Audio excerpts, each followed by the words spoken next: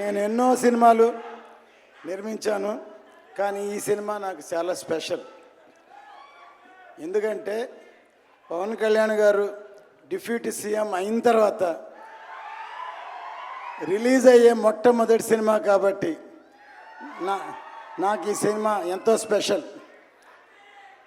అంతేకాకుండా ఇటువంటి సినిమా ఖుషి లాంటి సినిమా కాకుండా ఒక historical film, historical background, pan India film. First time Pawan Kalyan గారు యాక్ట్ చేసే పాన్ ఇండియా ఫిలిం నిర్మించినందుకు నాకు ఎంతో గర్వంగా ఉంది. ఎందుకంటే ఈ సినిమా ఒక కమర్షియల్ ఎంటర్టైన్మెంటే కాకుండా సినిమా రిలీజ్ అయిన తర్వాత ఆ కాలంలో ఇలా జరిగిందా, ఇలా ఉందా అని అందరినీ ఆలోచింపజేసే ఒక మంచి సినిమా. ఎందుకంటే సినిమాలు తీసిన తర్వాత ఎంతో కొంత మెసేజ్ చెప్పాలని నా ఉద్దేశం. ఈ సినిమా ఖచ్చితంగా పవన్ కళ్యాణ్ గారి విశ్వరూపం ఈ సినిమాలో చూస్తారు. జై హింద్.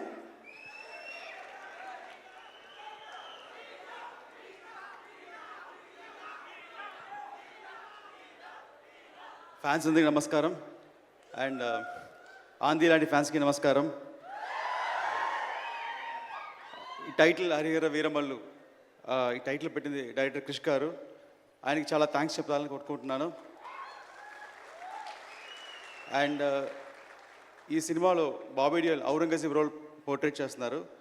ఔరంగజేబ్ రోల్ అంటే very powerful Mughal king, and అతను ఇండియా మొత్తం కాంకర్ చేశారు.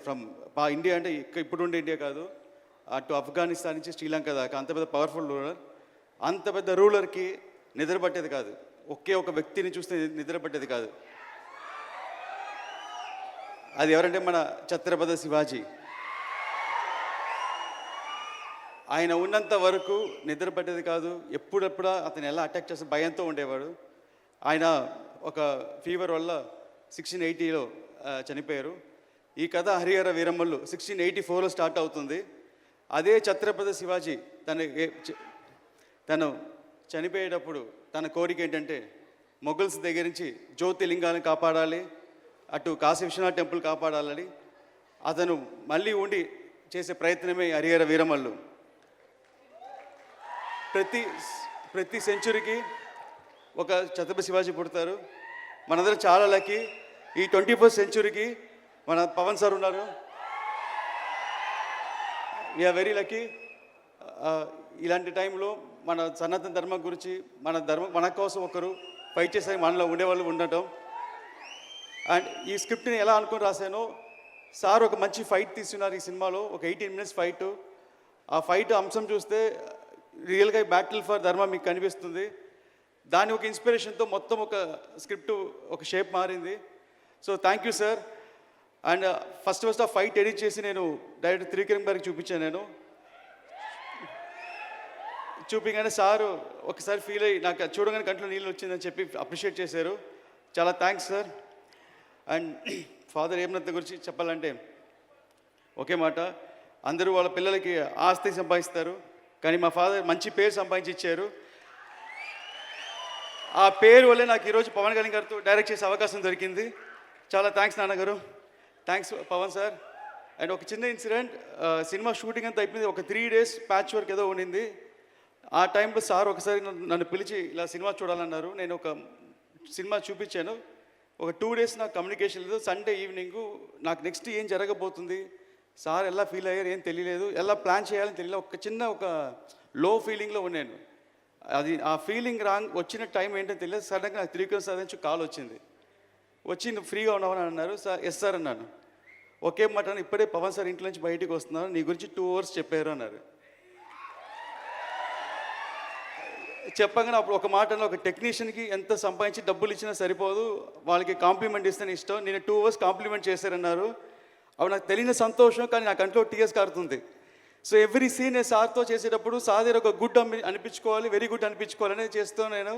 సో థ్యాంక్స్ సార్, మూవీ చాలా బాగా చేశాను సార్. And thank you so much sir for giving this opportunity. And మీ ఫ్యాన్స్ మేము అందరి సినిమా చూసి గర్వపడతాం. Thank you so much.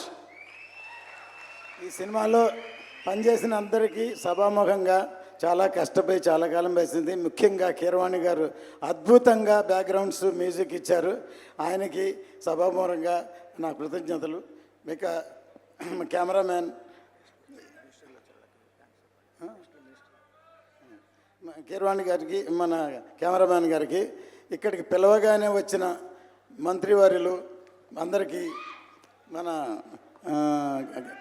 Karnataka నుంచి వచ్చిన ఫారెస్ట్ మినిస్టర్, తర్వాత మన ఆంధ్ర నుంచి వచ్చిన మన సినిమాటోగ్రఫీ మినిస్టర్, తర్వాత మన డిప్యూటీ స్పీకర్, అందరికీ ధన్యవాదాలు. ప్రతి వారికి పేరు పేరున సినిమాలో చాలా కష్టపడ్డారు. అందరికీ సినిమా చూసిన తర్వాత సక్సెస్ అయిన తర్వాత సక్సెస్ మీట్లో అందరికీ నేను ధన్యవాదాలు చెప్తాను. ఖచ్చితంగా ఈ సినిమా పెద్ద బ్లాక్ బస్టర్ అవుతుందని ఎదురు చూస్తున్నాం. ధన్యవాదాలు.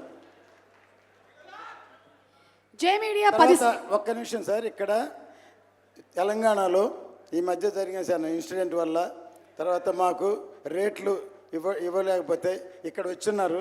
ఆయనే నాకు మన రోహిన్ రెడ్డి గారు, ఆయన ఇప్పించారు. ఇమీడియట్గా ఈరోజు మనకి ఈ సభామూలంగా రేట్లు కూడా వచ్చాయి. స్పెషల్ షో కూడా వచ్చింది. థ్యాంక్ యూ చేస్తున్నాను. Thank you so much. And అలాగే జై మీడియా నిన్నటితో 10 సంవత్సరాలు విజయ్